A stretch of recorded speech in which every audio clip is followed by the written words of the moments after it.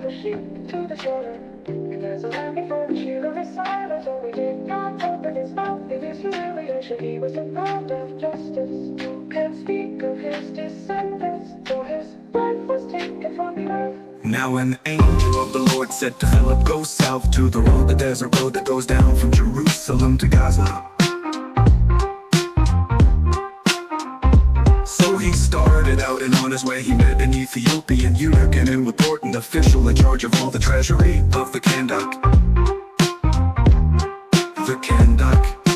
He was led like a sheep to the slaughter, and as a lamb before a shearer is silent, so he did not open his mouth in his humiliation. He was deprived of justice. Who can speak of his descendants? For his life was taken from the earth.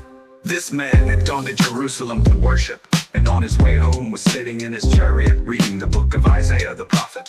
The Spirit told Philip, "Go to that chariot and stay near it." Then Philip ran up to the chariot and heard the man reading Isaiah the prophet. "Do you understand what you are reading?" Philip asked. "How can I?" he said, "unless someone explains it to me." So he invited Philip to come up and sit with him. He was led like a sheep to the slaughter, and as a lamb before a shearer is silent, so he did not open his mouth in his humiliation. He was deprived of justice. Who can speak of his descendants? For his life was taken from the earth.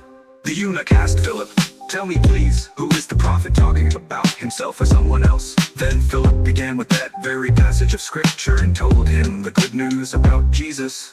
As they traveled along the road, they came to some water, and the eunuch said, "Look, here is water. What can stand in the way of my being baptized?" And he gave orders to stop the chariot. Then both Philip and the eunuch went down into the water, and Philip baptized him.